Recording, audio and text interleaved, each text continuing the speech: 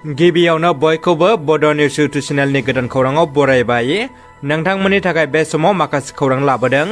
भिडिअखौ जोबजासे नायलांनो दाबाव आरो चेनेलाव गोदानब्ला अन्नानै साबस्क्राइब खालामना बेल आइकनआ अलाव होनानै ला आरो भिडिअखौ लाइक कमेन्ट शेयार खालामनो गुरै खावलायबाय।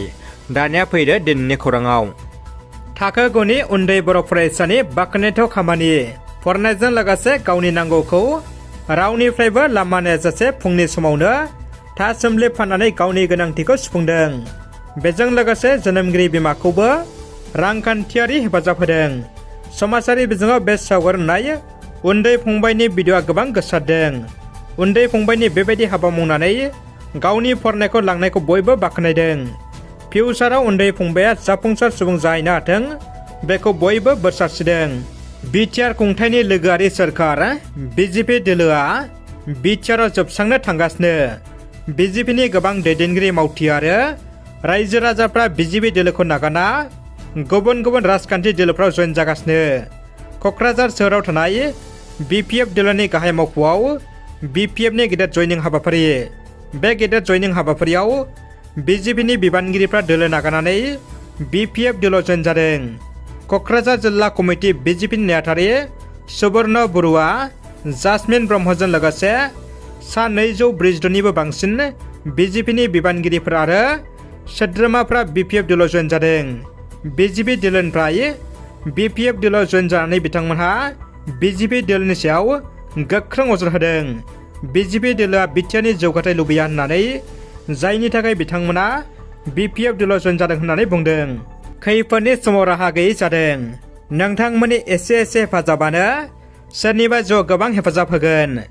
बिजनी बर' बाजारनि बड' कुकिं सिम्पल वे इउटुब चेनेलनि अनार बिष्णु गयारी आरो नानी गयारीनि फिसाला रुबि गयारी मुंनि 25 बोसोरनि बर' सुबुङा ब्रेन टिउमाराव भुगिना दङ। बिथांखौ सिगां समाव बंगाइगाव स्वागत देहा फाहामसालियाव फाहामथाय होदोंब्लाबो दायो रुबि गयारीखौ गोजौ फाहामथायनि थाखाय सोनाब बेंगलनि सिलिगुरिनि गंसे गावारि देहा फाहामसालियाव फाहामथायनि थाखाय थिसननाय जाबाय। बे समाव बिथांखौ अपारेशन खालामनो गोनांथि जानायलाय गोबां रांनि गोनांथि जादों। दायो न'खरा जाखिनि बुथुमनो हादों बेयो बिथांमोननि थाखाय थोजासे नङा, जायनि थाखाय दुखुथिया न'खरा दायो नोंथांमोननि सेराव जा हायो हेफाजाबनि आरज गाबदों। अन्नानै नोंथांमोना सुबुंथिनि खाथिराव 121050 जा हायो हरनो हागोन। बेरामिनि बिफानि मबाइल नाम्बारा जादों 9365721743 आरो बे नाम्बारावनो इउपिआइ आइडिबो दङ, बेवहायबो हरनो हागोन। आरो सावगारियाव QR कड आरो एकाउन्ट नाम्बारबो होदों, बेवहायबो हरनो हागोन।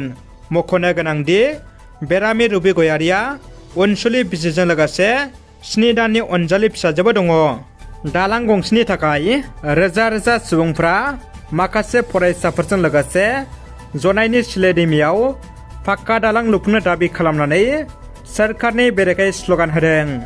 धेमाजि जिल्लानि जनाइ बिधानसभा बियाबनि सिङाव थानाय केमि जिलेमनि सिले दैमायाव पाक्का दालां लुफुंनो दाबि खालामनानै केमि आरामकाट जिमि गामिनि गोबां जौ सुबुंफोर आरो माखासे फरायसाफ्रा गोख्रोङै सोमावसारदों।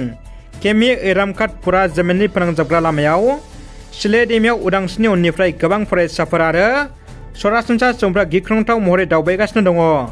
बे लामायाव पाक्का दालां लुनाय जायाखै जाहोनाव ओनसोलनि सुबुंफ्रा हान्था मेलानि बेलायाव गोबां जेंनाजों मोगा मोगि जानांदों, जायनि थाखाय फरायसाफोरजों लोगोसे ओनसोलनि रायजो राजाफ्रा सोरखारनि हेंथायै दालां गंसेनि थाखाय गोख्रोङै सोमावसारनो गोनां जादों।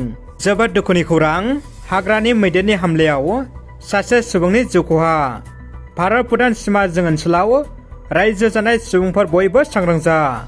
भारत भुटान सीमा जों ओनसोल उदालगुरि जिल्लानि सिङाव थानाय श्रीलंका गामियाव थांनाय हरनि समाव जुब जुब अखा हानायनि खाबु लानानै कालिंदुवा रिजार्भ फरेस्ट हाग्रानिफ्राय ओंखारबोनाय मासे मैदेरा 43 बोसोर बैसोनि सिन्टु उरां मुंनि सासे आबादारिखौ आथिं थोंसे आरो आखाइ फारसे सिफायना बिखायाव गाना गालांनायनि जाहोनाव जायगायावनो जिउ गोमानो गोनां जायो।